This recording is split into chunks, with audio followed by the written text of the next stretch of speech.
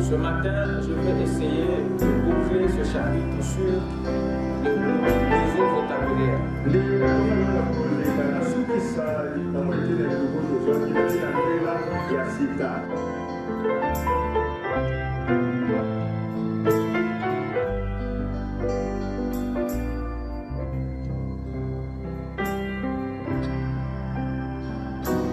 Amen. Je vous salue ce matin dans le nom de Seigneur Jésus-Christ. Bénissons le Seigneur pour le privilège qu'il nous a donné d'être encore comptés parmi les vivants.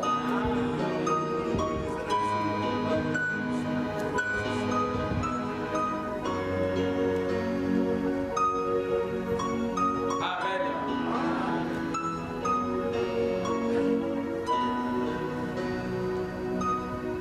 Que Dieu vous bénisse. Que Dieu vous bénisse. Je suis content d'être parmi vous ce matin.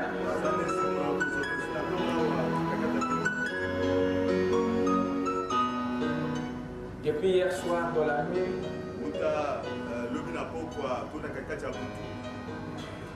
j'avais reçu l'appel du pasteur psychologue m'apprenant le départ dans la gloire du révérend pasteur Barouti.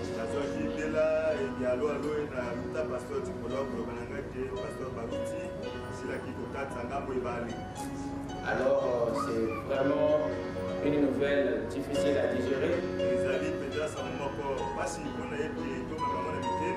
parce qu'il y a trop de départs. Trop de départs. Nous avons aussi l'entrée à la maison de notre bien-aimé frère Maïka.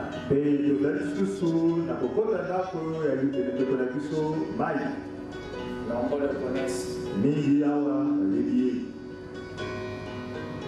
Notre prière est que le Seigneur les reçoive dans sa lumière auprès de lui.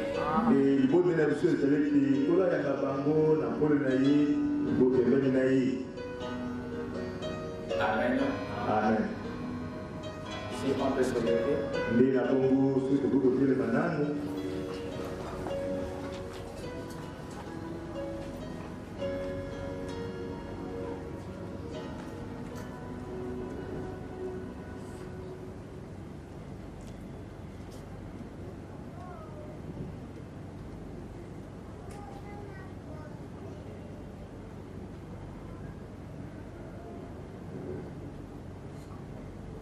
Fermons nos yeux pour la prière. Dieu bien-aimé, le Dieu des âmes, des esprits et des corps.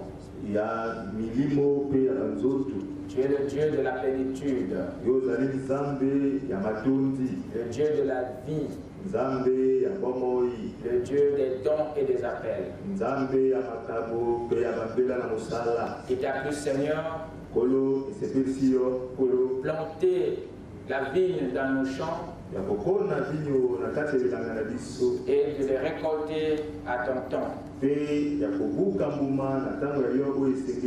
Nous te prions, Seigneur, de consoler l'épouse au travers du monde, que ce grand ministère nourrissait.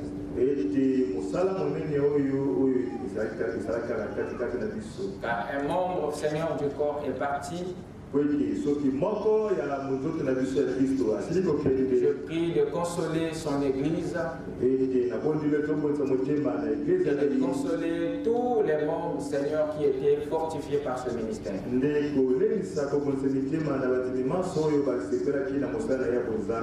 Notre mémoire se tourne vers eux. Croyons que, Seigneur, tu les accepteras dans ta miséricorde, dans le nom de Jésus-Christ. Amen. Amen. Ouvrons nos Bibles Dans 1 Corinthiens 9, versets 7 à 14. 1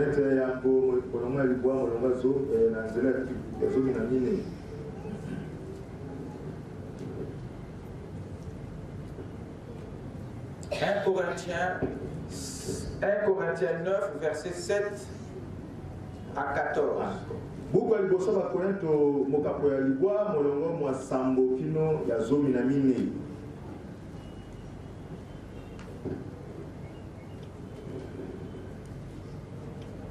Qui jamais n'a fait le service militaire à ses propres frères? Nani te asalaka penza mosana ya momboti kaka na bozwile moko to na mbongo le moko? Qui est ce qui plante une vigne et n'en mange pas le fruit? Nani wana penza kona ka vigne pe na simeti azanga ko yambuma? Qu'est-ce qui fait paître un troupeau et ne se nourrit pas du lait du troupeau? Nani wana penza boko la kabibwele pe na simare komela mili pia bibwele wana? Ces choses que je dis makambo yo ngana za koloba n'existe-t-elle que dans les usages des hommes? La loi ne les dit-elle pas aussi? Car il est écrit dans la loi de Moïse: tu ne muselleras point le bœuf quand il foule le grain. Dieu se mettait-il en peine des bœufs? Ou parle-t-il uniquement à cause de nous? Oui, c'est à cause de nous qu'il a été écrit que celui qui laboure doit labourer avec espérance. Et celui qui foule le grain foule avec espérance d'y avoir part. Et si nous avons semé parmi vous les biens spirituels, c'est une grosse affaire si nous moissonnons vos biens temporels. Si d'autres jouissent de ce droit sur vous, n'est-ce pas plutôt à nous d'en jouir? Mais nous n'avons point usé de ce droit. Au contraire, nous souffrons tout, afin de ne pas créer d'obstacle à l'évangile de Christ. Ne savez-vous pas que ceux qui remplissent les fonctions sacrées sont nourris par le temple? Que ceux qui servent à l'autel ont part à l'autel? De même aussi le Seigneur a ordonné à ceux qui annoncent l'évangile de vivre de l'évangile. Amen. Amen. Amen. Que le Seigneur bénisse sa parole dans nos cœurs. Je vous prie de vous asseoir.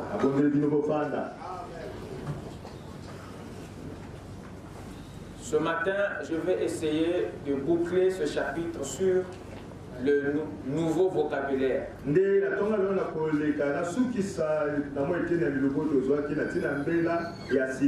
Parce qu'il y a encore beaucoup vraiment à dire sur la dîme. Nous n'avons pas encore terminé parce que nous devons voir qui doit payer la dîme, à qui doit-on la payer, quels sont les impacts spirituels de la dîme, comment prélever la dîme, quelles sont les dîmes prohibées,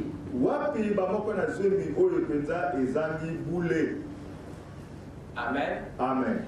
Ce sont les différents points que nous devons étudier.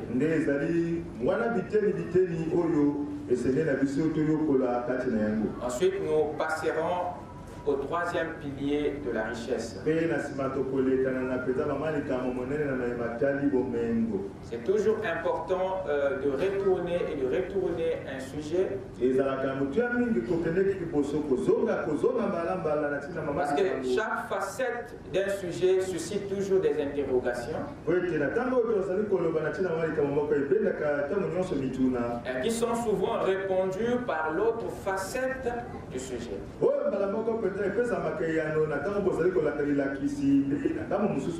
si on laisse un aspect de côté, les gens resteront aussi avec des questions non résolues. Voilà pourquoi au fur et à mesure qu'on avance, il y a d'autres questions qui suscitent et ils trouvent des fois aussi leurs réponses. Vraiment, je vous demanderai de me supporter parce que c'est au fur et à mesure que nous avancerons ensemble. Je serai peut-être long, mais c'est pour se rassurer que les choses ont été bien dispensées et bien comprises. Amen. Amen. Nous avons parlé sur le vocabulaire de la dîme.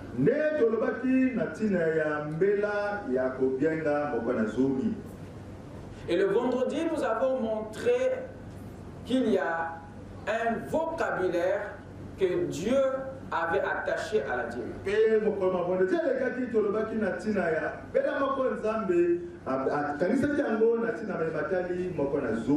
La dîme est une offrande qui avait dans son vocabulaire deux autres noms que les non-juifs n'avaient pas connus.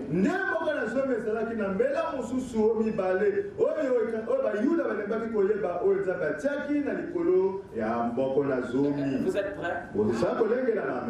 On peut avancer. En dehors du mot dîme, la dîme avait deux autres appellations bibliques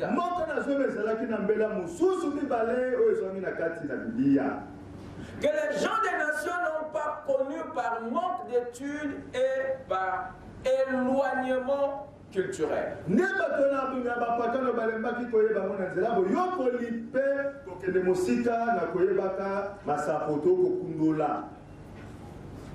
Le premier mot, nous avons vu que c'était quoi? Le salaire. Et le deuxième était la nourriture. Voici comment Dieu désignait autrement la dîme dans la Bible et dans l'histoire.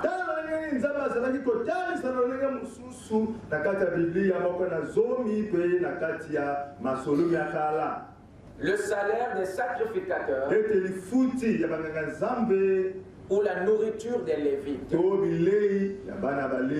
Ces mots faisaient partie du vocabulaire traditionnel et biblique de la dîme.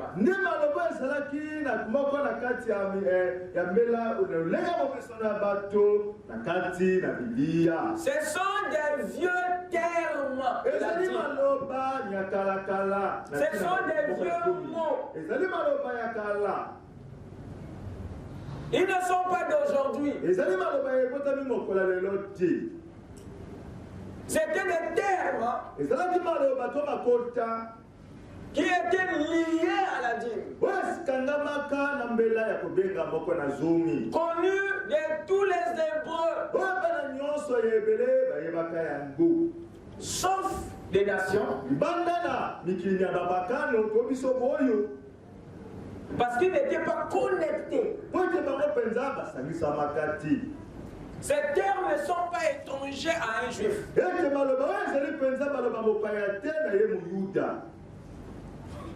Et nous les nations, nous sommes confrontés à un problème.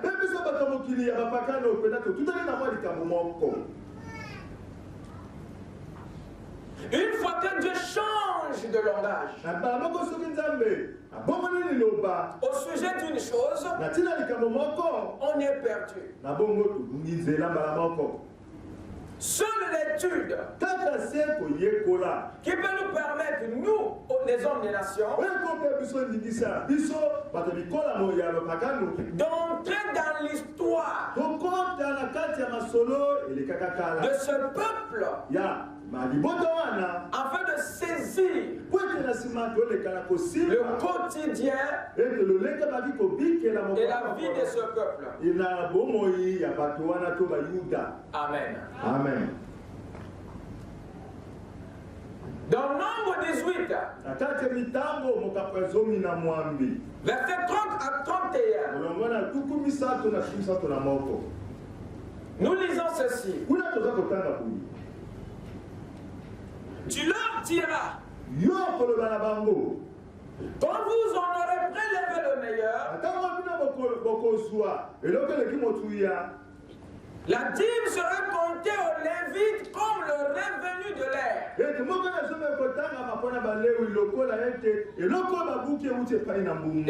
le revenu de la cuve.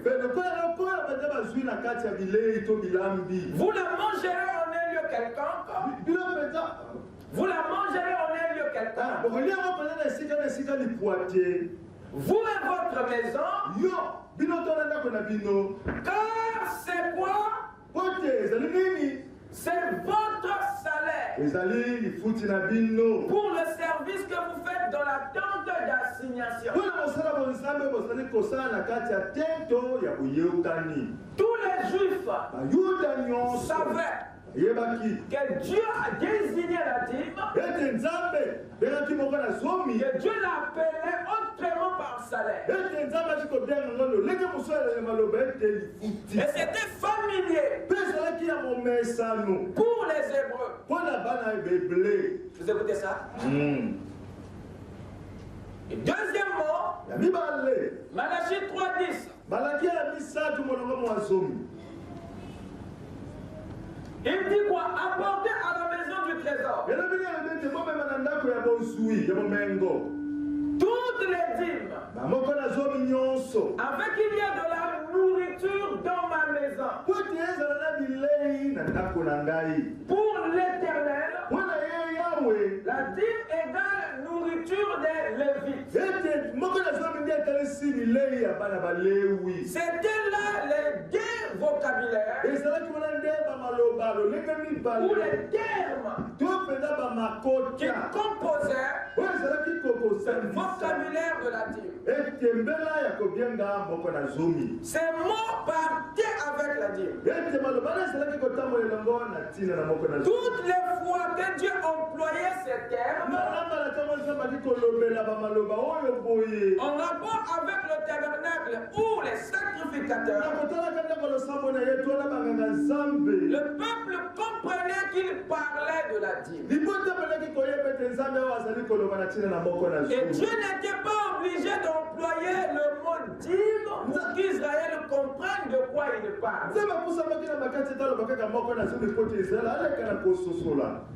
Amen. Amen. Amen. Dieu n'était pas obligé d'employer le mot dîme. Parce que le peuple connaissait ce vocabulaire. Il y a trop d'écho. Il n'y a personne dans la cabine là-bas. Alors remarquez. Israël savait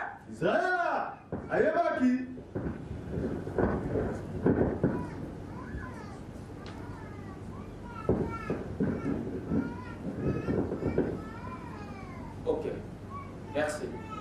Israël connaissait les autres appellations de la dîme.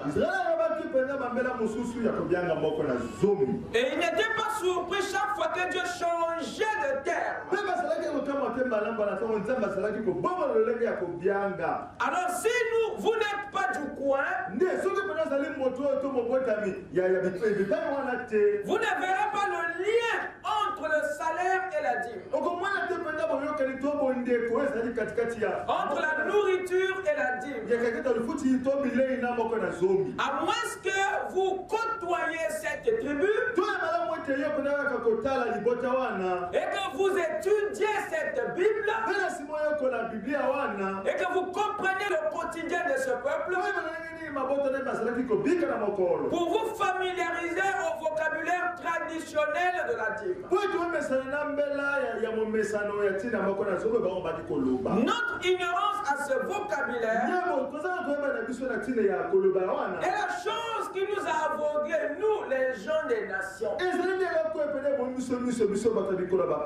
C'est le premier élément qui nous fait douter à la chose. C'est ça qui nous rend sceptiques à la recommandation de la dîme dans le Nouveau Testament. Alors que Dieu l'a recommandé dans le Nouveau Testament, mais sous un autre vocabulaire. Mais sous ce vocabulaire nouveau, mais ancien, nouveau, mais ancien. Ce vocabulaire est nouveau pour nous parce qu'on n'était pas familier à cela. Mais il est ancien pour les Juifs. Parce que dès le départ, ils connaissaient cela. Mais nous sommes restés sur un terme qui est resté dans notre esprit. À tel point que si on ne le lit pas, si on ne le voit pas, on ne peut pas croire à la chose. Quelqu'un peut dire amen. Amen. Dans Luc 10, verset 1 à 7, voilà ce qui est dit. Après cela, le Seigneur désigna encore 70 autres disciples. Et il les envoya 2 à 2 devant lui dans toutes les villes.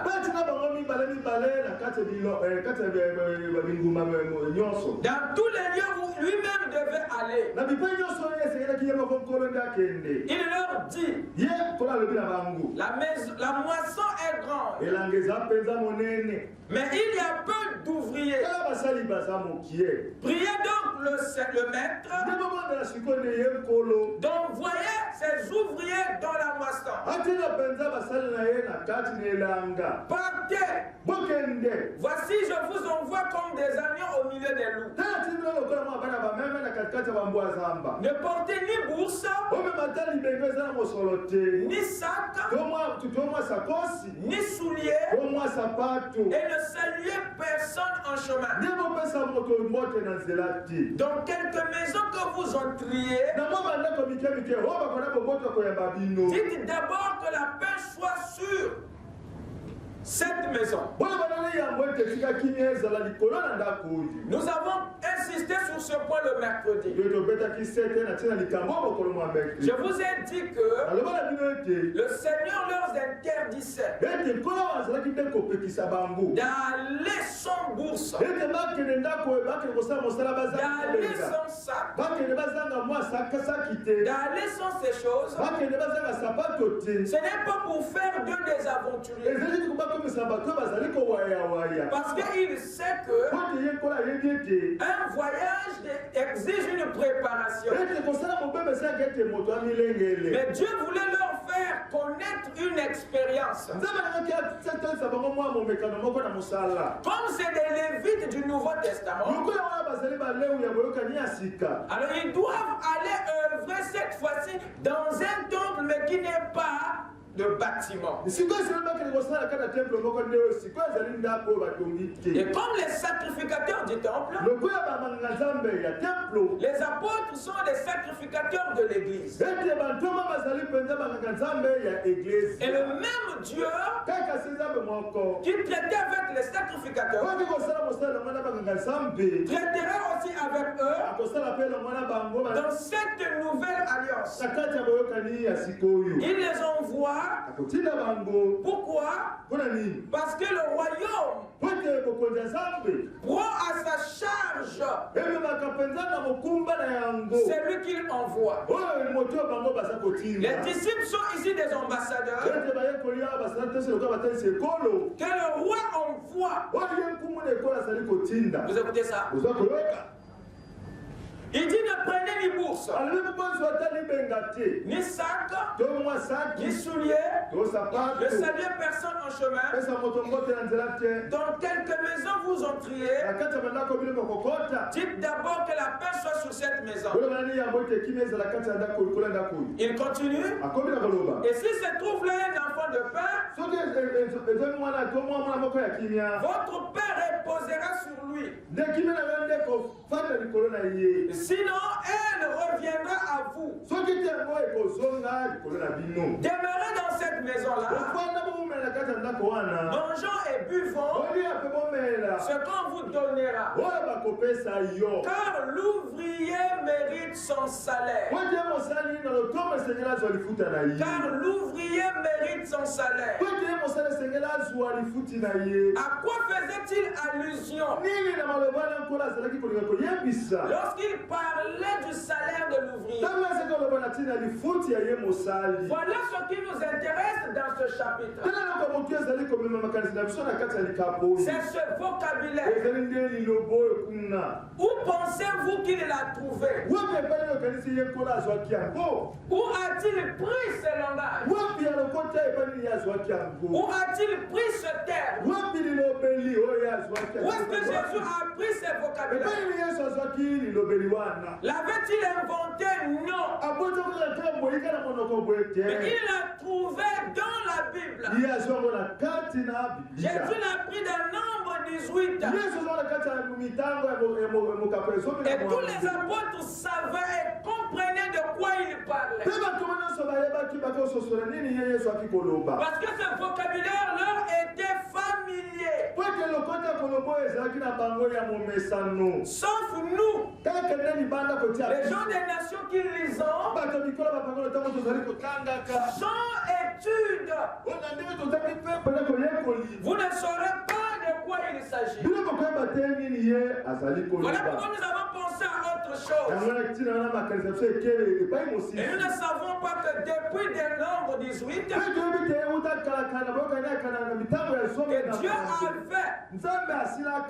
montré que était aussi le salaire. Et quand Jésus reprend ce langage, lorsqu'il envoie ses disciples, c'était pour dire que là où vous partez, c'est de là que proviendra. Est-ce que quelqu'un me suit? C'était l'un des vocabulaires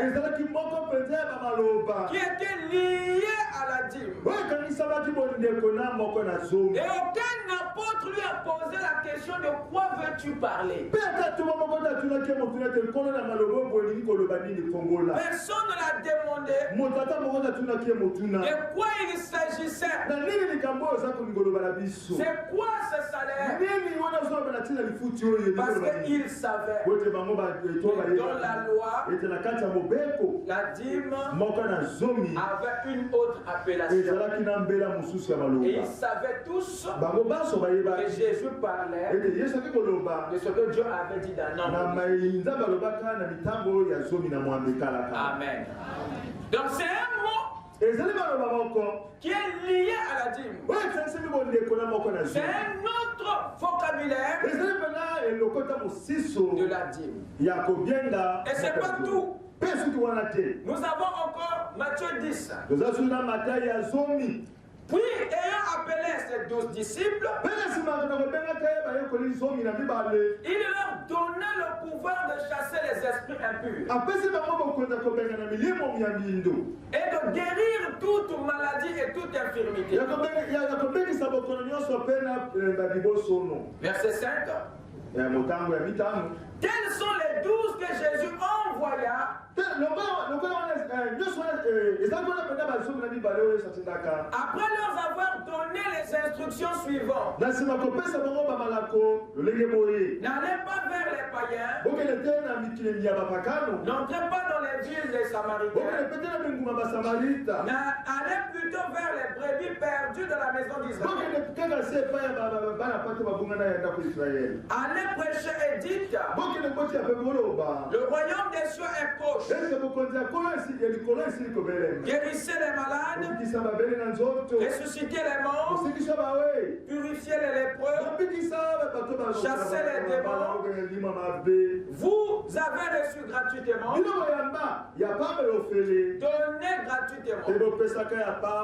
Ne prenez ni or, ni argent, ni monnaie dans vos ceintures, ni sac pour le voyage, ni deux tuniques, ni souliers, ni bâtons, car l'ouvrier mérite sa nourriture.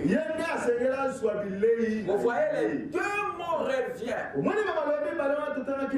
Et le Seigneur les utilise dans le Nouveau Testament. Le terme salaire et le terme nourriture. Et nous avons vu que ces deux mots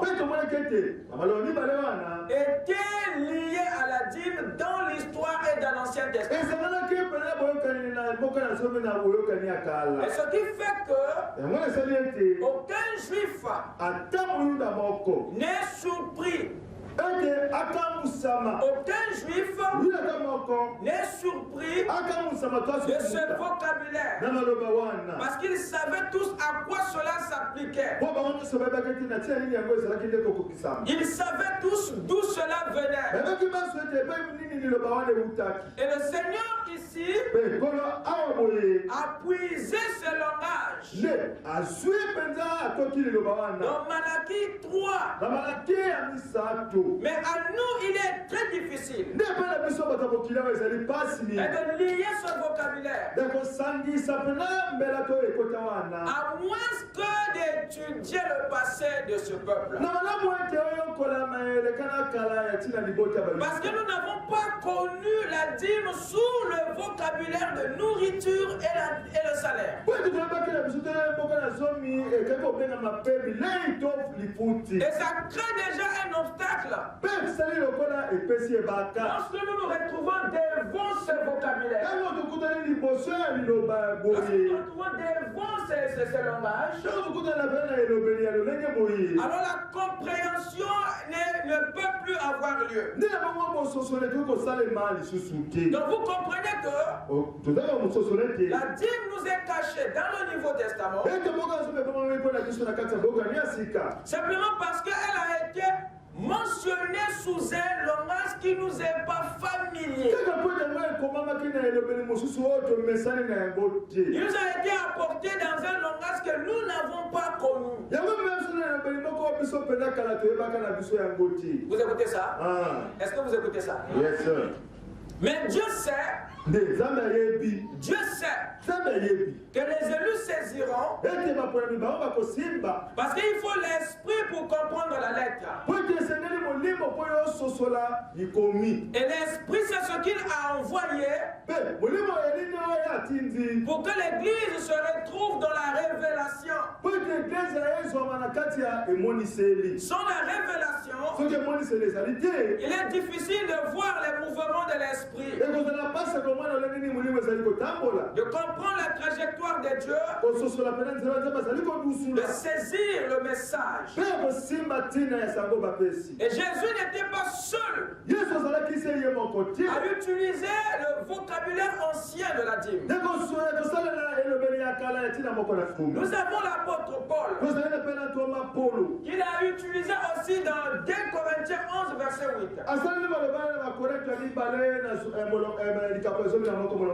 Donc nous avons ici la même chose que nous connaissons sous le nom de dîme, mais qui est présenté dans le Nouveau Testament sous un langage nouveau pour nous. Et ce nouveau langage est ancien, mais cela nous bloque de comprendre parce que nous n'étions pas familiers à cela. Amen. Paul dit ceci. J'ai dépouillé d'autres églises en recevant d'elles un salaire pour vous servir. De quoi parle-t-il? De quoi parle-t-il? Où a-t-il eu ça? Où as-tu eu ce terme? Salaire. Ce dont il parle ici, ce sont les dîmes qui venaient de ces églises. Est-ce que vous suivez ça? Amen. 1 Timothée 5, 17. Que les anciens qui dirigent soient bien jugés dignes d'un double honneur.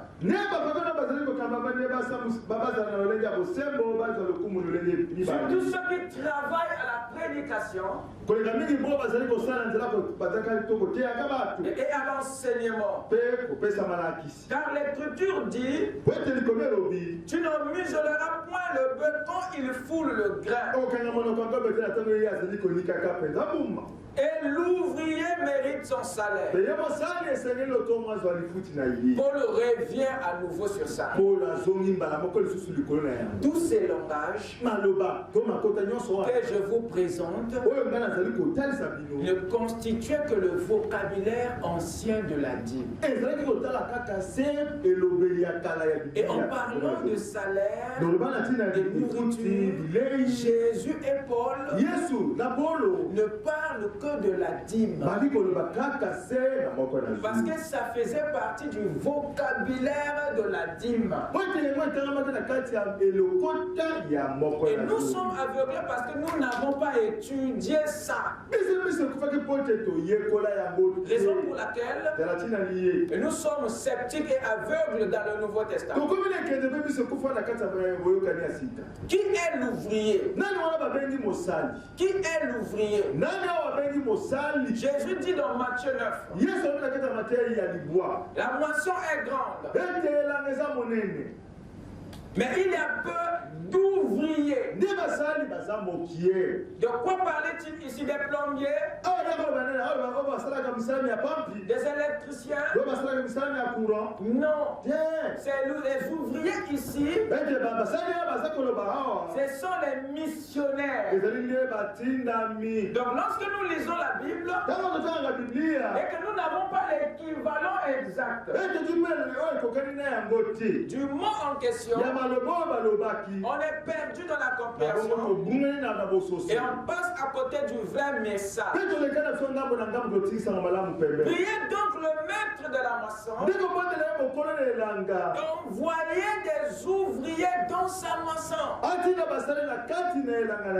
D'envoyer les ouvriers. Il parle ici des missionnaires qui sont ici les ouvriers de l'église, les prédicateurs. Quelqu'un peut dire Amen? Amen. Comme nous connaissons maintenant qui sont les ouvriers, et que ce sont les prédicateurs, les ministres dans le Nouveau Testament, alors le vocabulaire de nourriture et salaire devient clair. Parce que ces deux termes sont appliqués aux ouvriers. Il dit encore quoi dans 1 Corinthiens 3? Il dit que car nous nous sommes ouvriers avec Dieu. Et vous êtes le champ de Dieu. Nous sommes ouvriers avec Dieu. Paul parle de lui, le prédicateur. Paul parle de les ministres. Et vous êtes le champ de Dieu, l'édifice de Dieu. Or, l'édifice de Dieu dont il parle, ce n'est plus un tabernacle comme au temps de Moïse. Ce n'est plus un temple comme au temps de Salomon. Cet édifice dont nous constituons, c'est un groupe d'élus. C'est un groupe de rachetés. Ce sont des personnes qui constituent l'église, qui constituent l'édifice. Et même le chant dont il parle, ce n'est pas un chant de cocon, mais c'est le monde. C'est les hommes et les femmes. Quelqu'un peut dire amen? Et les prédicateurs sont les ouvriers dans ce champ-là. Les sacrificateurs sont les ouvriers dans cet édifice. Amen. Amen. Amen. 1 Corinthiens 9. Revenons dans l'écriture que nous avons lue au départ. 1 Corinthiens 9, versets 7 à 17.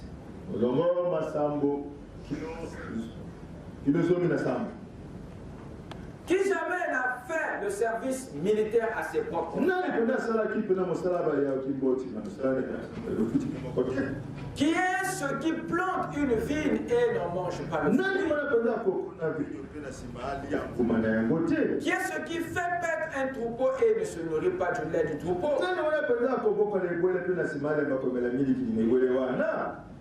Ces choses que je dis n'existent telles que dans les usages des hommes. Tu ne mesureras point le bœuf quand il fout le grain. Dieu se met-il en peine des bœufs?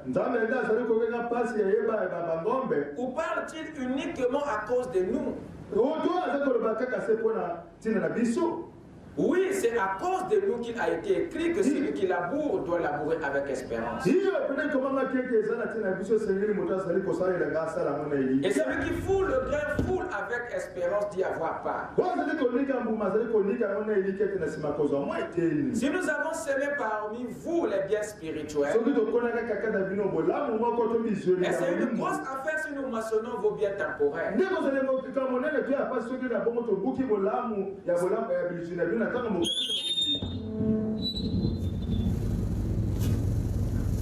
Si d'autres jouissent de ce droit sur vous, n'est-ce pas plutôt à nous d'en jouir? Mais nous n'avons point usé de ce droit.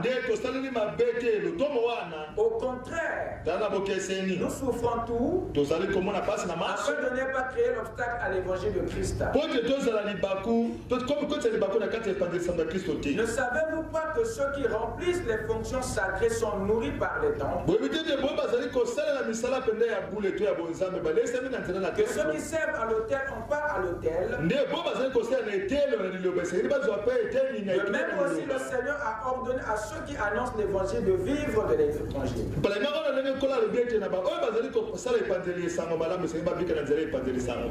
Dans ce chapitre, Paul nous parle des militaires. Paul nous parle du militaire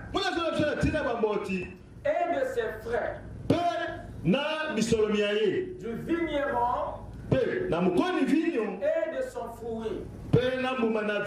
du berger et de son lait, du laboureur et sa part, du semeur et c'est bien temporaire, des prédicateurs, ceux qui remplissent les fonctions sacrées et leur nourriture. Paul parle du militaire pour désigner le sacrificateur. Paul parle du vigneron pour désigner le lévite. Ce sont les exemples qu'il prend pour nous faire comprendre. Et tous les autres éléments, comme les freins, le fruit, le lait, la part, et tous les 6 éléments, Paul utilise ici ne sont qu'un vocabulaire qui désigne la dîme. Mais il est difficile pour nous les nations de comprendre s'il n'y a pas une moindre étude au préalable. C'est cela qui nous a aveuglés lorsque nous ouvrons le Nouveau Testament. On ne peut pas voir les traces. Écoutez ce que Frère Branham a dit dans la prédication, pareil à l'aigle qui éveille sa couvée, en anglais.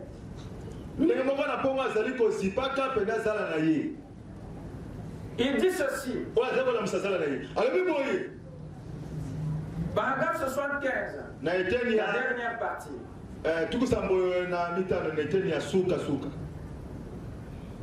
Il faut maintenant montre ici que, je vais dire, payez your tithe, payez vos dîmes, et le pasteur sera payé. Ce qui revient à dire que la dîme, c'est la paye du pasteur. C'est le salaire du prédicateur. Est-ce que vous comprenez ça? Dans la sentinelle, il dit ceci.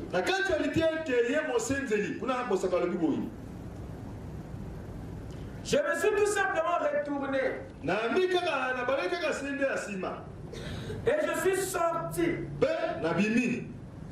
Le Père m'a suivi. Il a dit, Frère Branham, le Seigneur m'a mis à cœur de vous donner quelque chose, quelques dîmes. Oh, j'ai dit. Oh, frère, ne pensez pas à ça. Non, j'ai dit, je n'ai pas besoin d'argent, frère.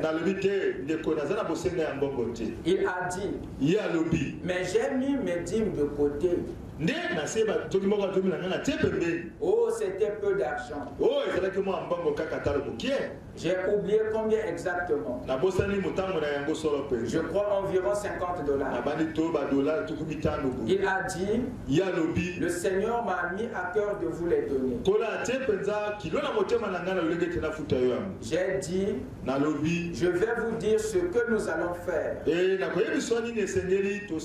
Je vais les accepter, puis vous les retourner.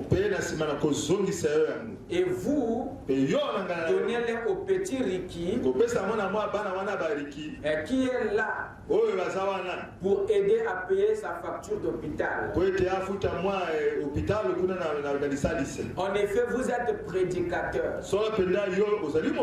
Je sais ce que c'est. Ce que l'argent veut dire. Vous écoutez ça? Cet homme était un ministre. C'est pour dire que dans cette nouvelle alliance, je ne prêche pas qu'à vous, mais je prêche aussi à moi. Parce que les ministres ne sont pas exemptés à ça. Est-ce que vous écoutez ça? Cet homme était un prédicateur dont l'enfant était gravement malade à l'hôpital. Son enfant était à l'article de la mort. Et il avait les dîmes du Seigneur. Et le voilà se rapprocher de frère Branham, qui était aussi un autre ministre. Et vous comprenez déjà la nature de cela. Ça, c'est devient la dîme de la dîme. Parce que frère Branham avait une image dans son esprit. Frère Branham avait une position dans la vie de ce ministre. Alors remarquez, il vient pour les donner à frère Branham. Et frère Branham les refuse. Parce qu'il savait qu'il avait une situation difficile à l'hôpital. Il lui encourage de les utiliser pour les factures de l'hôpital. Il lui fait comprendre qu'il est saint. Il lui fait comprendre qu'il sait ce que c'est. Il dit, vous êtes prédicateur. Je sais ce que cela veut dire. Donnez-le au petit Ricky, qui est là pour aider à payer sa facture d'hôpital. Je sais ce que c'est. Ce que l'argent veut dire. Et vous êtes missionnaire.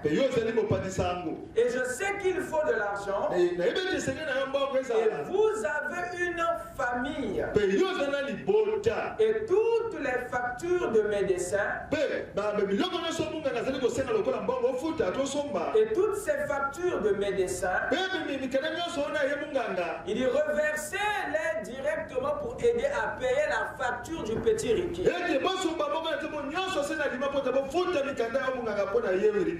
Et cet homme dit à frère Branham. Et frère Branham, je ne veux pas faire ça. Je ne veux pas faire ça, frère Branham. La dîme ne sert pas à payer les médecins. Elle sert à payer les ministres. Est-ce que quelqu'un peut dire amen? Amen. Est-ce que vous dites amen?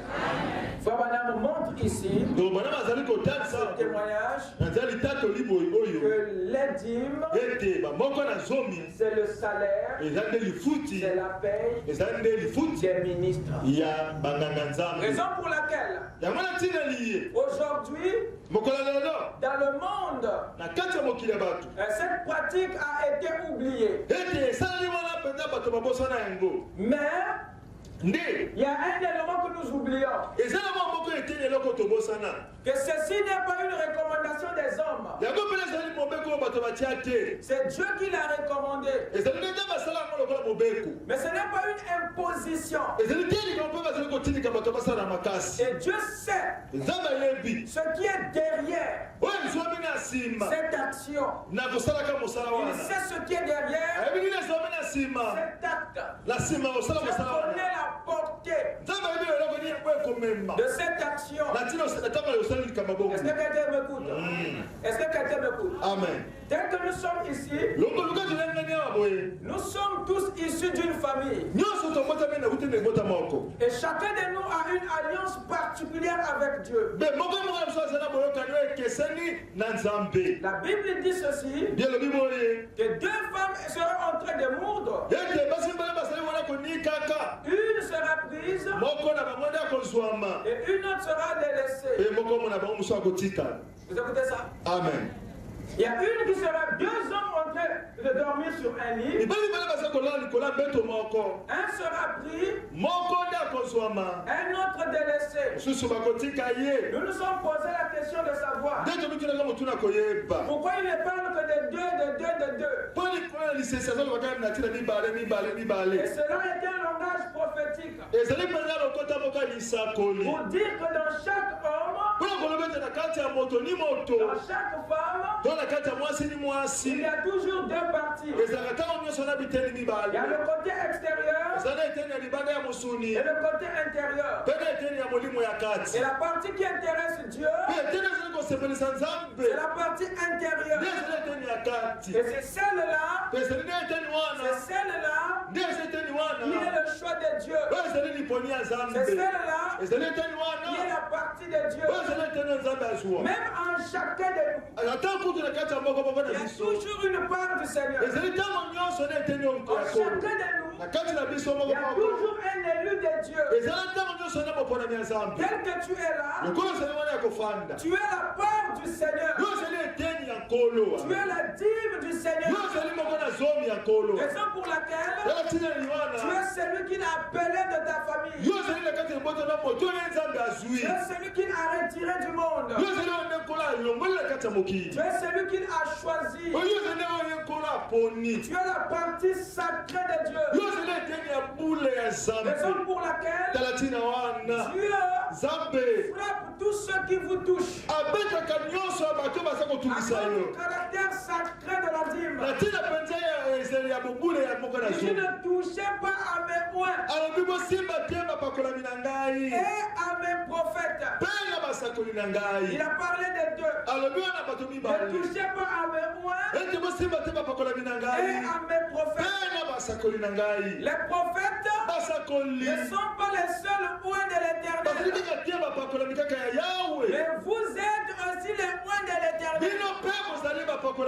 Parce que vous êtes la portion de l'Éternel. Est-ce que vous écoutez ça? Vous êtes la part de Dieu.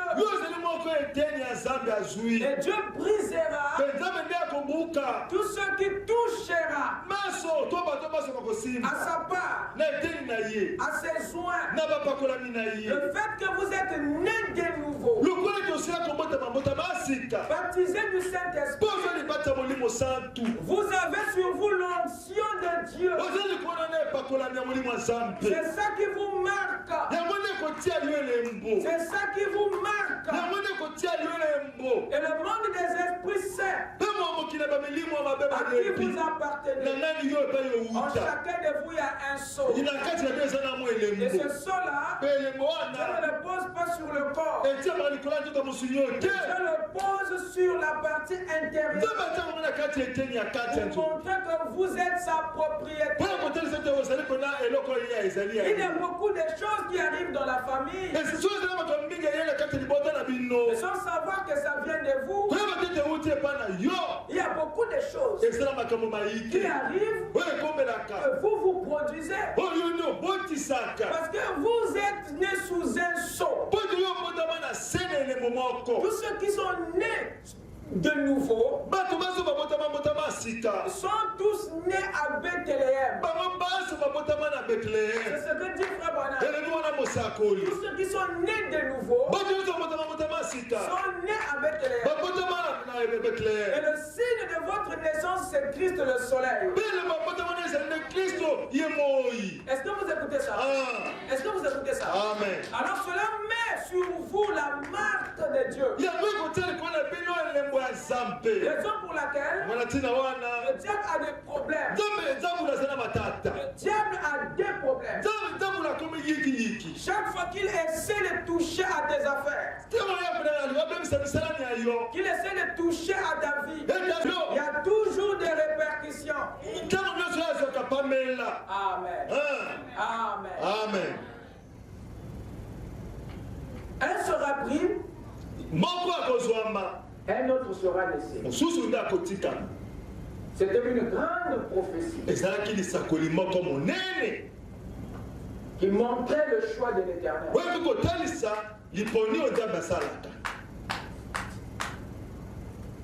L'Éternel forma l'homme de la poussière de la terre. Et il souffla dans ce corps un esprit, un souffle de vie. Et par cette action, Dieu a mis sa part en lui. Il y a une part qui vient de la terre. Il y a une autre qui vient de lui. Vous écoutez ça? Et l'identité de l'homme extérieur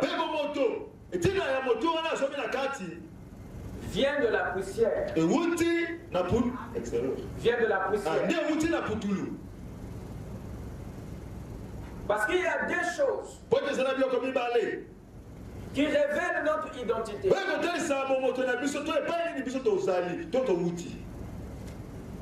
Il y a les origines et il y a le nom. L'origine et le nom sont les deux indicateurs d'identité.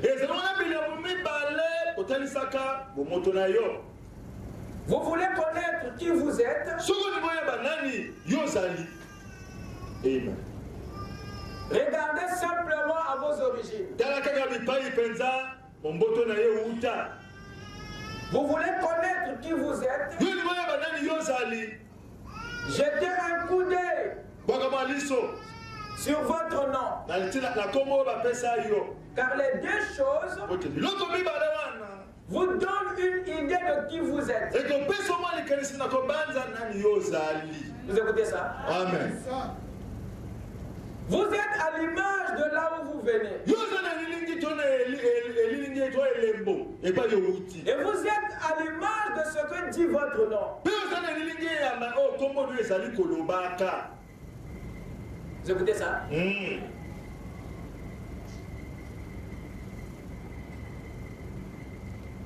D'où je viens devient ma source. Et moi qui sors de la source, je deviens la ressource de la source. Et tout ce qui est dans la source se trouve aussi dans la ressource. Je suis l'image de ma source. Raison pour laquelle il y a un proverbe qui dit telle fille, telle mère, telle fille.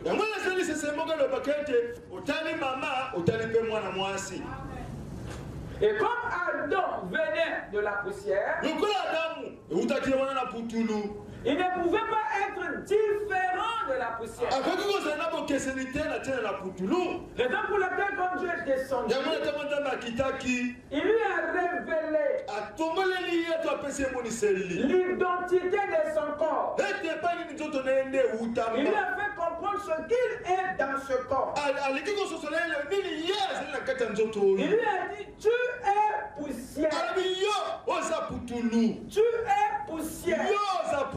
Donc le corps, vous écoutez ça? Nous ne sommes pas congolais dans la chair. Nous ne sommes pas téqués dans la chair. Tu n'es pas couillou. Notre véritable identité dans la chair n'est pas ce que vous êtes en fonction des tribus. Nous sommes poussière. Voilà ce que nous sommes dans la chair. Vous écoutez ça? Amen. Et Dieu est obligé de révéler ça à Adam. Parce que la gloire l'avait tellement monté sur la tête qu'il avait oublié qu'il était poussière dans le corps. Et quand vous connaissez ce que vous êtes dans la chair, ça vous gardera humble. Vous écoutez ça? Adam était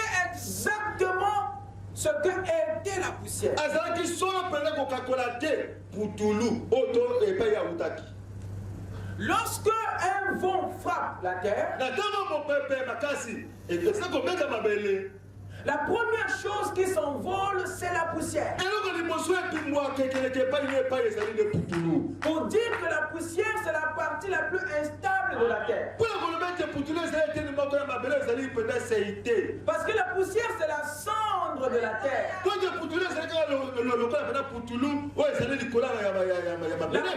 La poussière, c'est la poudre de la terre.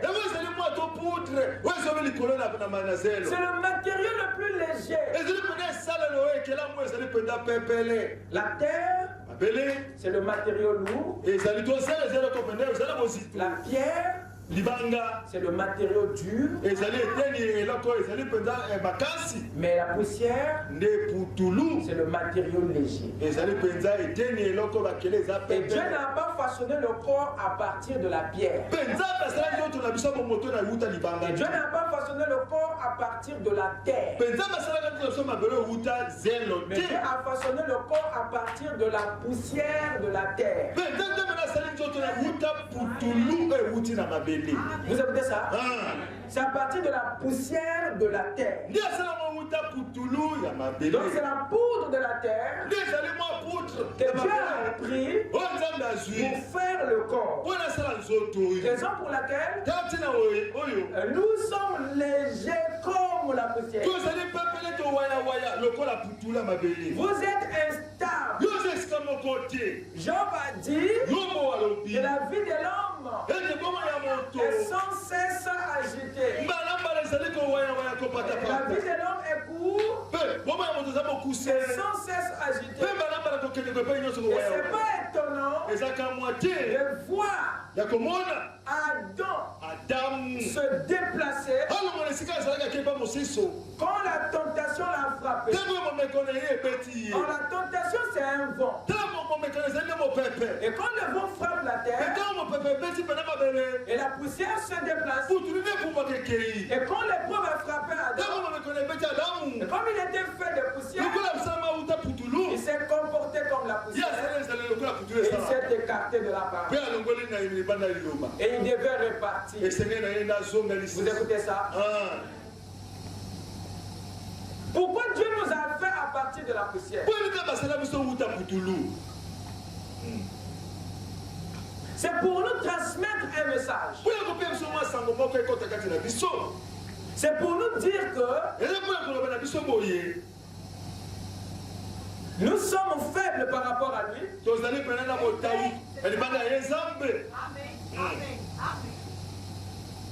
Et que nous ne sommes pas des créatures. Le terme poussière montre à tout le monde que nous ne sommes pas pour toujours. Une maladie peut venir t'emporter. La mort peut t'emporter de l'autre côté. Comme le fait le vent sur la terre. Raison pour laquelle celui qui a une haute opinion de lui-même, c'est un homme, une femme qui ne connaît pas qui il est dans la chair. Lorsque tu connais qui tu es, quand tu sais que je ne suis que de la poussière, ça te garde humble.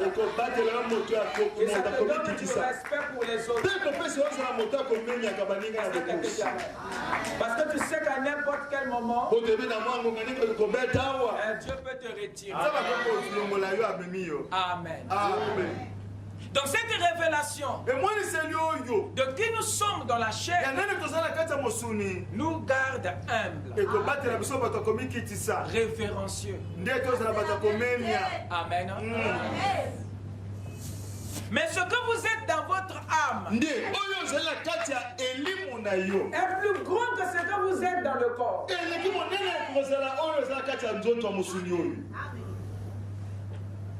Qui est êtes-vous dans l'âme? Qui êtes-vous dans la théophanie? Vous écoutez ça? Lorsque Dieu a créé les esprits, il a privé toutes les théophanies de son image. Seul l'homme à qui il a donné une partie de lui-même. L'homme est la seule théophanie qui est à l'image de Dieu. Une image, une copie. Vous écoutez ça?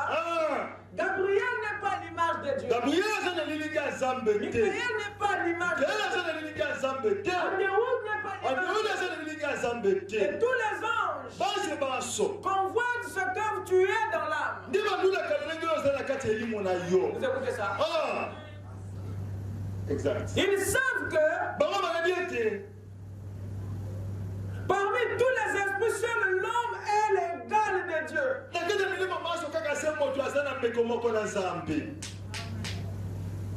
Voilà pourquoi ils font tout pour te nuire.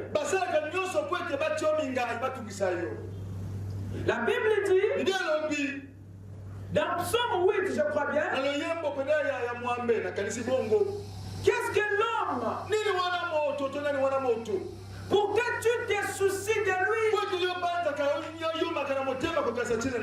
Qu'est-ce que le Fils de l'homme? Pour que tu te préoccupes.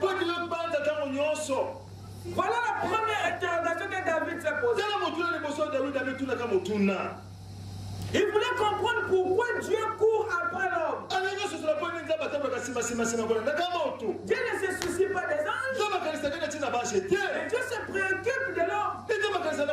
Parce que l'homme détient une partie de Dieu. Et s'il ne prête pas attention à lui, c'est très dangereux pour Dieu. Voilà pourquoi il court après toi. C'est pas le corps. C'est ce que tu as à l'intérieur. Amen. Qu'est-ce que l'homme? Pour que tu te soucies de lui. Et cet homme dont il parle, c'est la théophanie. C'est ton âme. Il dit tu lui as fait de peu inférieur à Dieu. Donc l'homme n'est inférieur qu'à Dieu. Tu lui as fait de peu inférieur. L'homme est de très peu inférieur à Dieu. Il n'est pas inférieur aux anges. Et tu lui as fait de peu inférieur à Dieu. Mais pourtant nous nous nourrissons un complexe vis-à-vis des anges. Alors qu'après Dieu c'est l'homme. Vous écoutez ça? Et il dit encore dans Psaume 86, j'avais dit que vous êtes des dieux. Et cependant vous mourrez comme des hommes. Ce que nous sommes dans notre âme est différent de ce que nous sommes dans la chair. Votre âme vient de Dieu. Et elle est Dieu. Mais votre corps vient de la poussière. Et elle est poussière.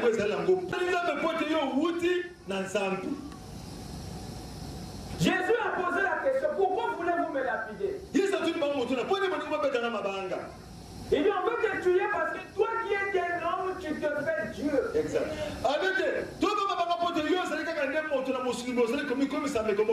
Jésus a dit, mais où est le problème? N'est-il pas écrit dans votre loi que ceux à qui la parole de Dieu est envoyée sont des dieux?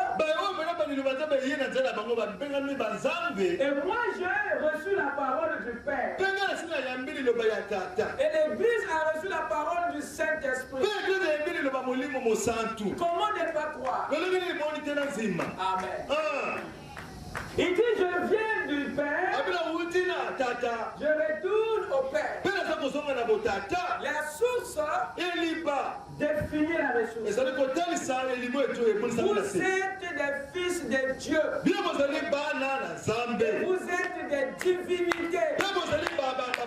Dans votre âme, vous descendez de la colonne. Pendant que le corps va repartir, pendant que le corps va descendre, ton âme va monter. Parce que vous ne venez pas aux mêmes endroits. Amen. Amen. Il y a un autre élément qui nous aide à comprendre qui nous sommes, c'est le nom. Le nom est un grand indicateur. Le nom agit comme un aimant. Le nom que tu portes, c'est la première prophétie de ta vie. Parce que le nom prédit ton avenir. Le nom façonne ton personnage. Le nom détermine ton caractère. Le nom annonce même ton avenir. Le nom révèle ton identité. Une grande partie de ce que tu es se cache dans le nom que tu portes. Si vous voulez piéger un enfant, donnez-lui un nom. Si vous voulez piéger un enfant, donnez-lui un nom. Et vous aurez détruit sa vie. Et vous aurez béni sa vie. Vous écoutez ça? Le nom est sacré.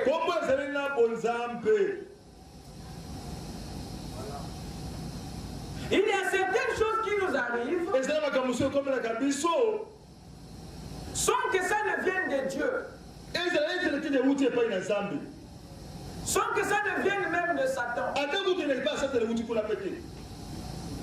Mais ça vient, ces choses sont attirées par les noms que nous portons.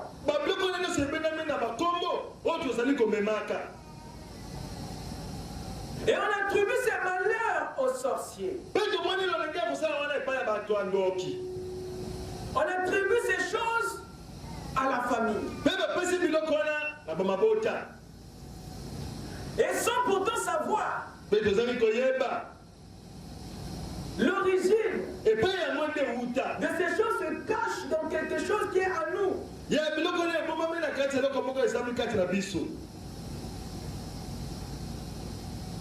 Qu'est-ce qui se passe? Frère Branham dit que les noms influencent une partie de notre vie.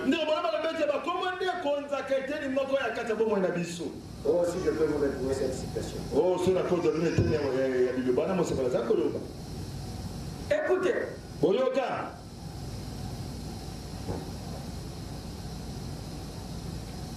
La Bible, quand il parle de Melchisedec, il nous dit quoi? Il nous dit que Melchisedec était sacrificateur, roi de paix, selon la signification de son nom. Donc Melchizedek était ce que disait son nom.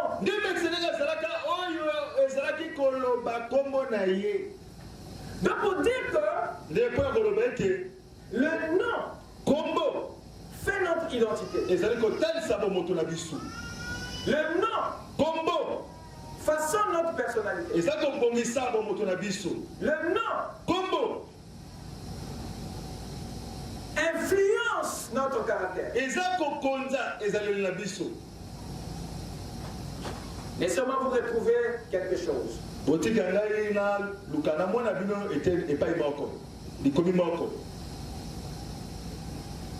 Nous allons voir un peu là où se cachent certains envoûtements de notre vie.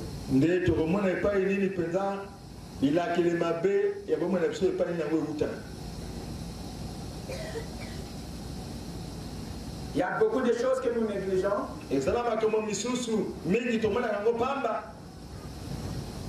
Alors qu'ils sont très très importants.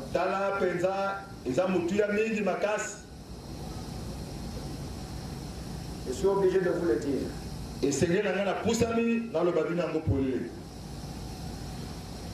Afin que vous sachiez prendre certaines choses au sérieux.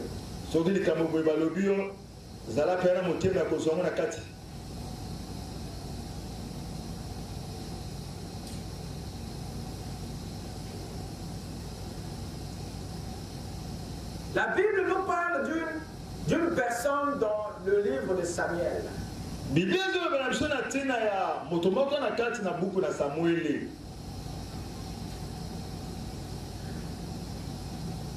Dans 1 Samuel 25, verset 2 à 3, il est dit ceci.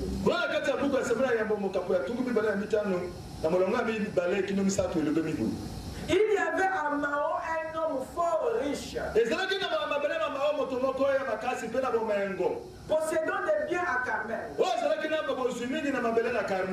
Il avait 3000 brebis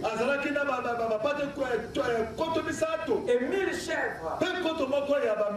Il se trouvait à Carmel pour tondre ses brebis.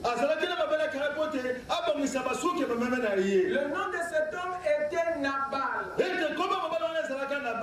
Et sa femme s'appelait Abigail. C'était une femme de bon sens et belle de figure. Mais l'homme était dur et méchant dans ses actions. Il descendait de Caleb.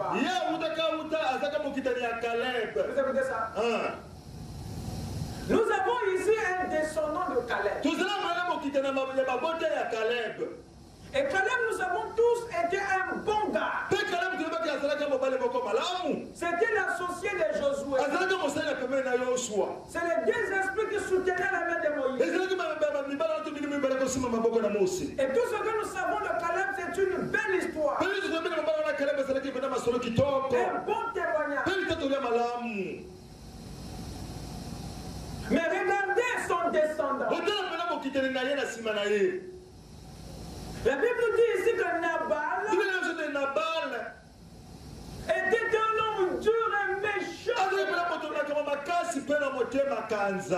D'où venait la méchanceté de Nabal? De Caleb, ses origines. Mais d'où venait? Si Nabal vivait au milieu de nous, on allait croire que ce type était envoûté par les mauvais esprits. On allait dire que quelque part, quelque chose n'allait pas. On allait chercher un peu très loin. Mais l'histoire nous révèle que sa méchanceté venait de son nom.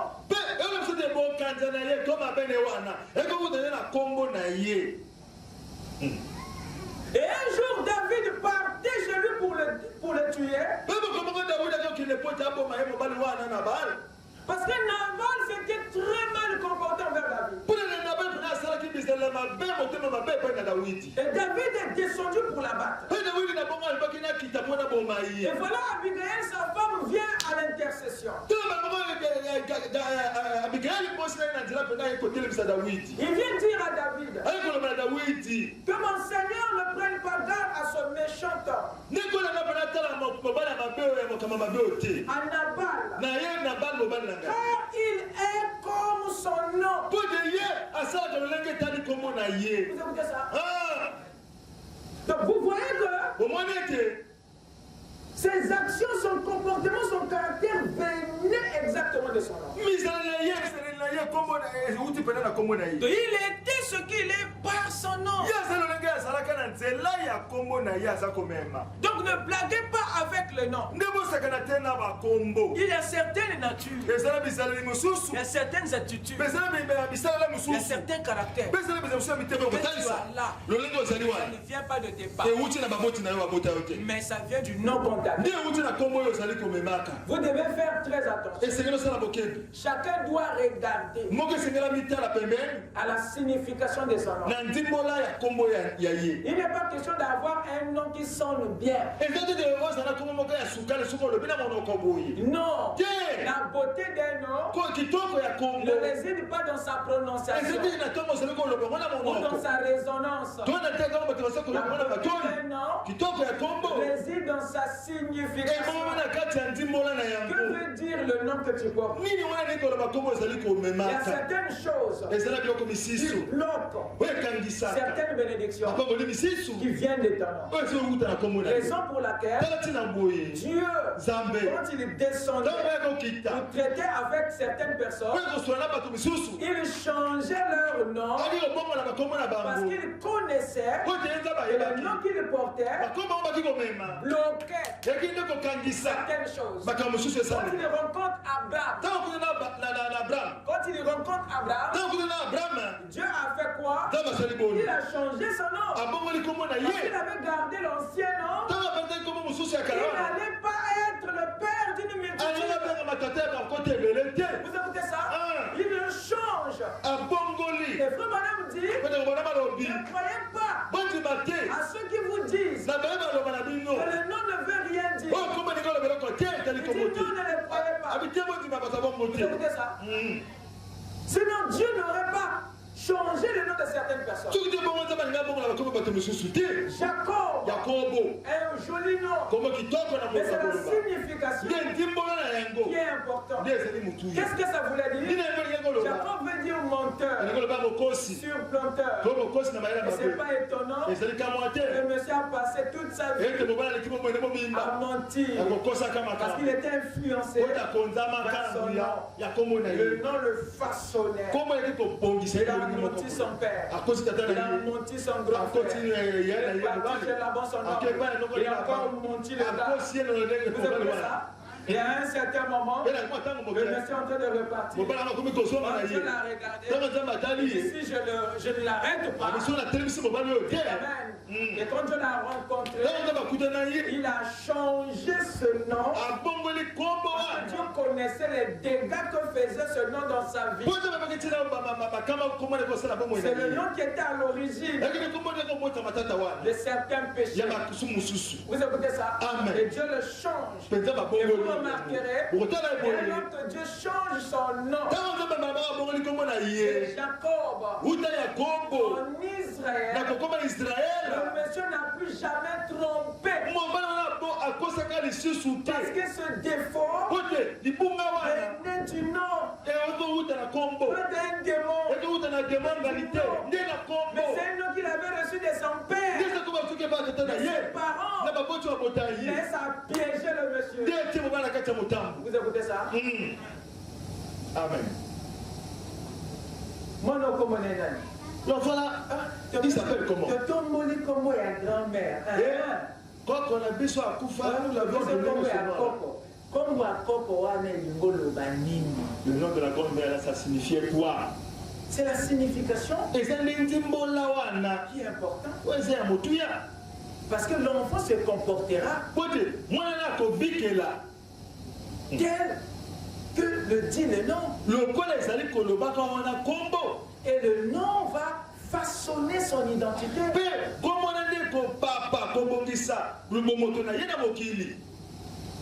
Amen. Lorsque la fille de Pharaon a pris Moïse des eaux,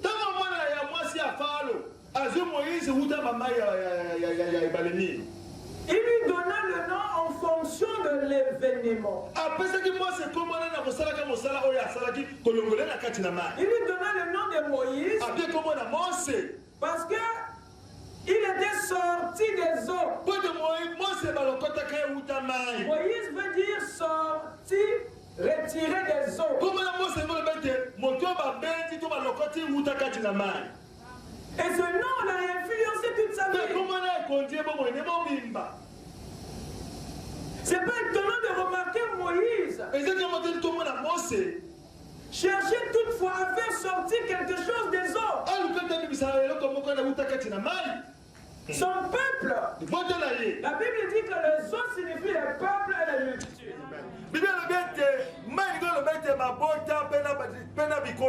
Et son peuple était au milieu d'un autre peuple. Sa nation était dans une autre nation. Donc nous avons les eaux dans les eaux. Et nous avons ici Moïse. Vous écoutez ça? Amen. Alléluia. Quand il est sorti un jour, il a vu un hébreu qui était menacé par un Égyptien. Moïse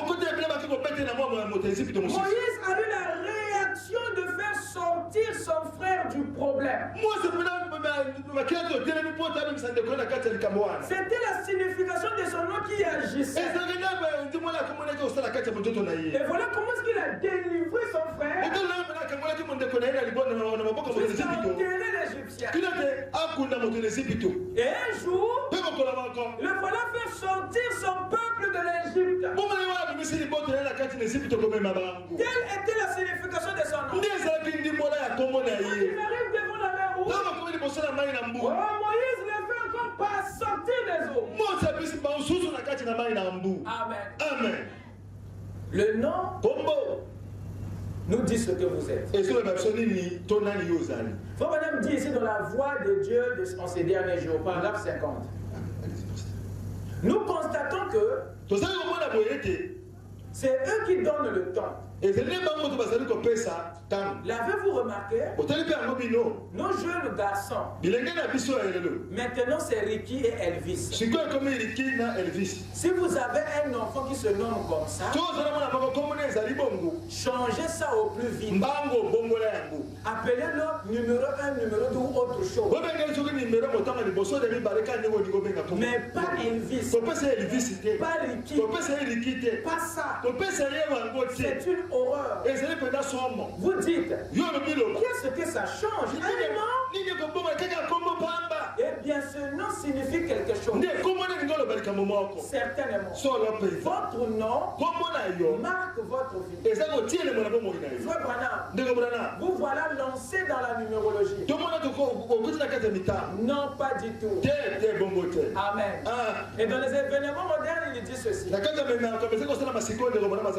Vous dites, un nom, ce n'est rien.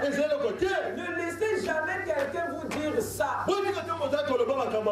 Pourquoi a-t-il changé le nom d'Abraham en Abraham? Sarai en Sarah. Pourquoi a-t-il changé Simon en Pierre? Et tous les autres. Voyez, bien sûr, que ce n'est rien ça. C'est pour cette raison que je vous dis de ne jamais appeler votre enfant par Ricky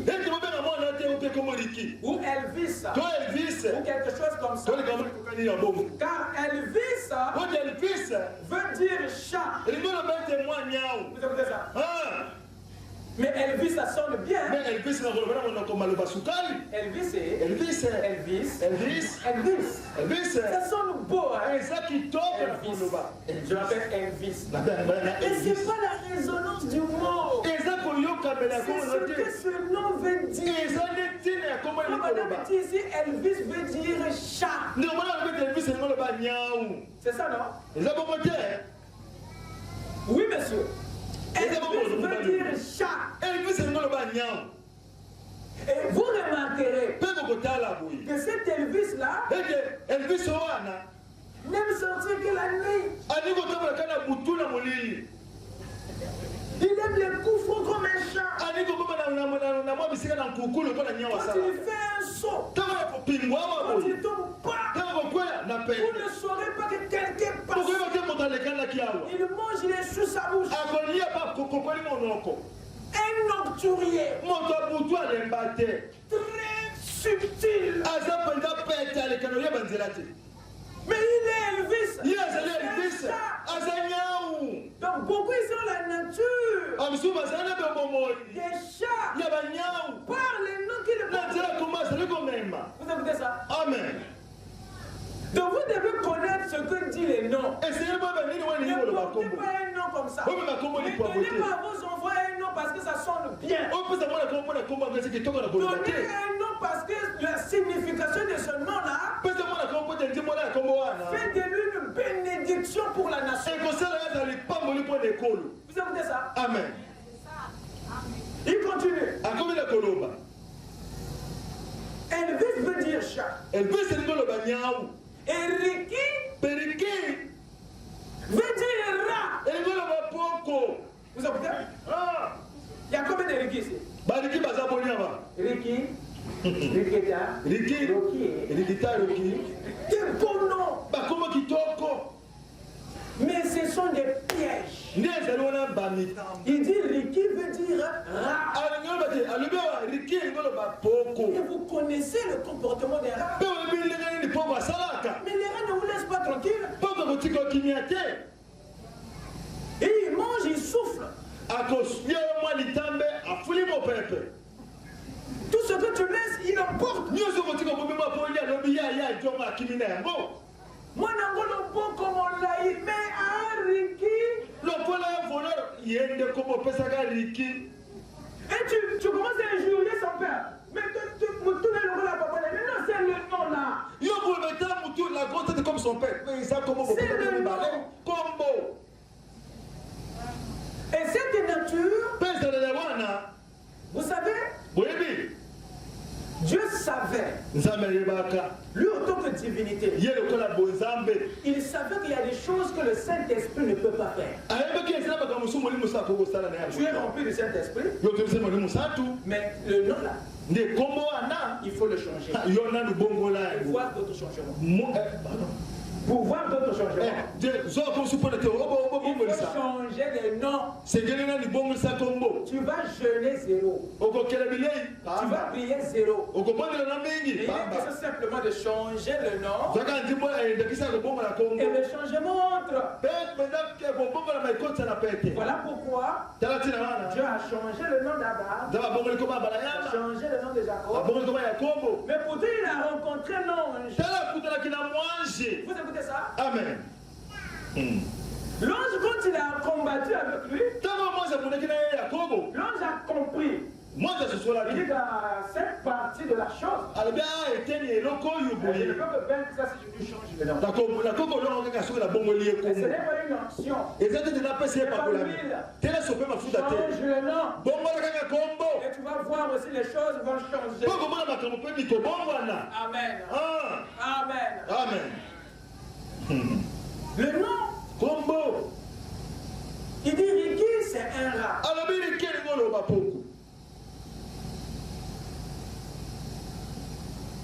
N'appelez jamais l'un de votre enfant comme ça. Bongo. S'il s'appelle comme ça, changez son nom plus vite. Si vous croyez que je suis le serviteur de Dieu, ne collez pas ce nom-là à ce pauvre enfant. Donnez-lui un autre nom que ça. Vous écoutez ça? Le nom nous envoûte. Le nom programme votre destinée. Le nom révèle votre identité. C'est la première prophétie de votre vie.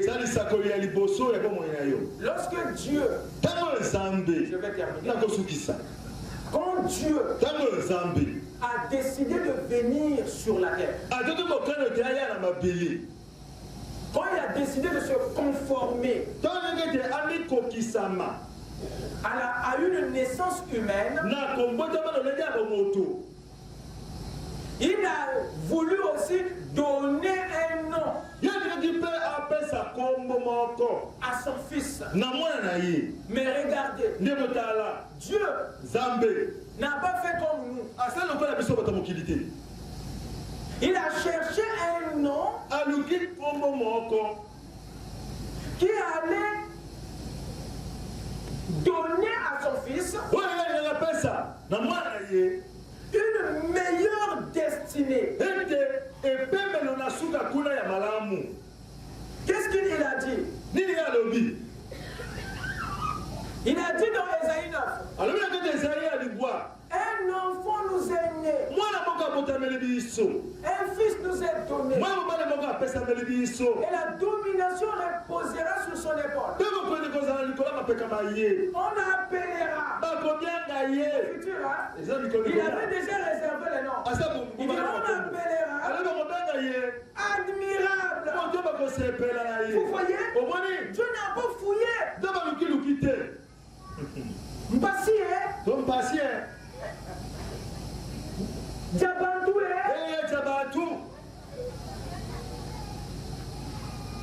Vous connaissez des noms qui déjà programment dit. Il faut les changer. Tu n'es pas obligé d'aller à la mairie pour les changer. Là où tu es assis là, tu le changes.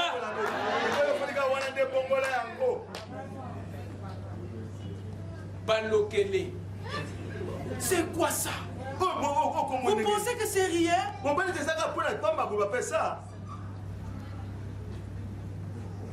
J'avais une soeur à Odiba qui s'appelait Mayetela. Vous savez c'est quoi veut dire Mayetela? Mayetela. Mayetela c'est comme un héron. Héron, celui qui se promène sans objectif.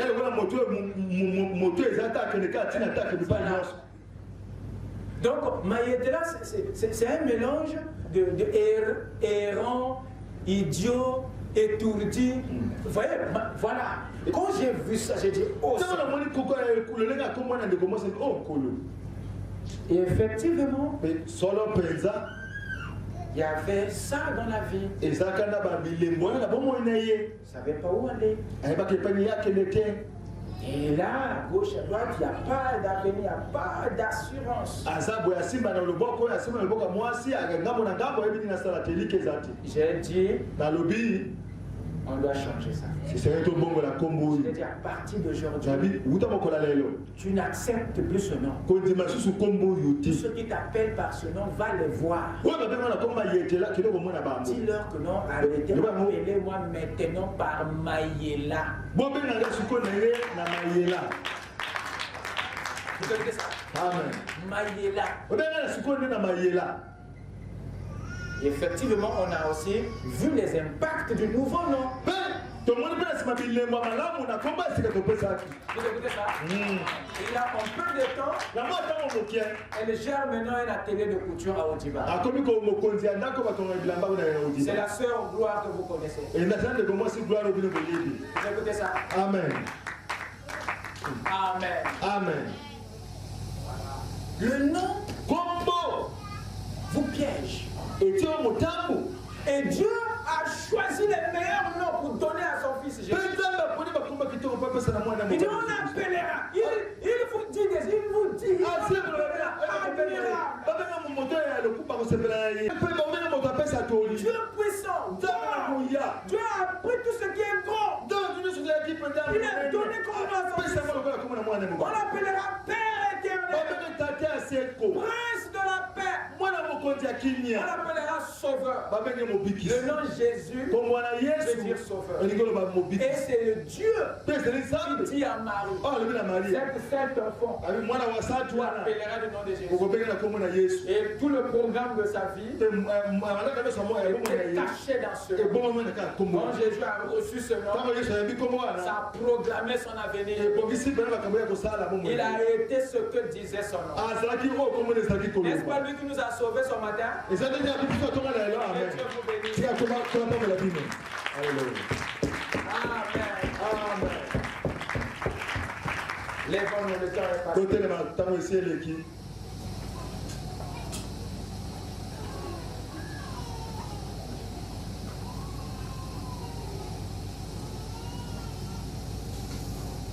Les époux du ciel sont ouverts. Les épouses du ciel sont ouvertes. Les bénédictions tombent ce soir. Il y a joie, joie, joie dans mon cœur, car Jésus arrange toutes choses. J'ai lui donné mon ancien ami déchiré. Il me donna une robe d'une blancheur. Je fais toi aujourd'hui sur la main. C'est pourquoi je suis heureux ce soir. Les épouses du ciel sont ouvertes. Les bénédictions tombent sur ma terre. Il y a joie, joie, joie dans mon cœur, car Jésus arrange les choses. Je lui donné mon ancien ami déchiré. Il me donna une robe d'une blancheur. Fais-moi aujourd'hui sur la voie. C'est pourquoi je suis heureux ce soir. Les épouses du ciel sont ouvertes. Les bénédictions tombent ce soir. Il y a joie, joie, joie dans mon cœur, car Jésus arrange toutes choses. Je lui donne mon ancien habit déchiré. Il me donna une robe blancheur. Je fais toi aujourd'hui sur la main. C'est pourquoi je suis heureux ce soir. Les épouses du ciel sont ouvertes. Les bénédictions tombent ce soir. Il y a joie, joie, joie dans mon cœur, car Jésus arrange toutes choses. Je lui donne mon ancien habit déchiré. Il me donna une robe blancheur. Je fais toi aujourd'hui sur la main. C'est pourquoi je suis heureux. Avec nos têtes inclinées, de la méditation, j'aimerais que chacun puisse parler à son Dieu. Pendant quelques minutes, que chacun pense à sa vie, que chacun pense à sa marche, que chacun pense à ses noms pour y travailler. Car il y a beaucoup d'influences qui viennent de là. Il y a beaucoup d'envoûtements qui viennent de là. Il y a beaucoup de faiblesses qui viennent de là. C'est un aspect de la vie que nous les chrétiens nous négligeons. Nous pensons qu'il n'y a aucune influence qui vient de là. Mais le nom que nous portons peut détruire notre avenir peut bénir notre avenir. Et le nom que nous portons façonne notre caractère. Tu peux être haï que par le nom, sans savoir que ça vient de ce nom. Tu peux être aimé rien que par ce nom. Parce qu'il y a des influences qui viennent de là. En tant qu'enfant de Dieu, nous ne devons pas négliger ces aspects des choses. Parce que notre Dieu se cache derrière le nom. S'il les a changés, c'est parce qu'il savait l'obstacle que ce nom avait dans la vie de ses enfants. Il y a certaines choses qui vont commencer dans ta vie. Et si tu changes le mauvais nom que tu as, et les liens qui étaient en rapport avec cela partira aussi. Et les vont avoir. Et que chacun parle à son Dieu pendant quelques minutes. Prions le Seigneur.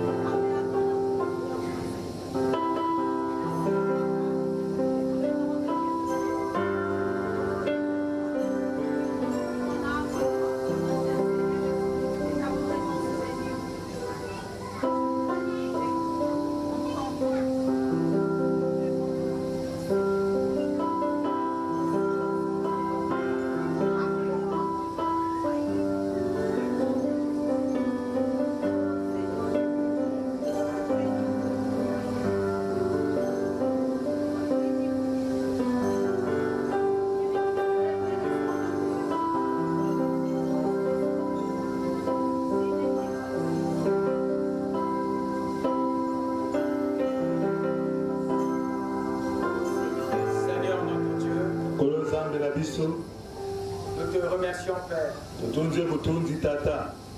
pour ta lumière, Seigneur, pour ta grâce et pour ton amour.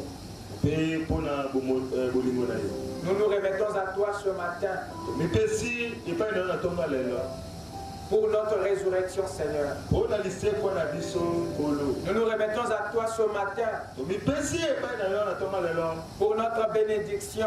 Nous nous abandonnons à toi ce matin pour notre changement, Seigneur.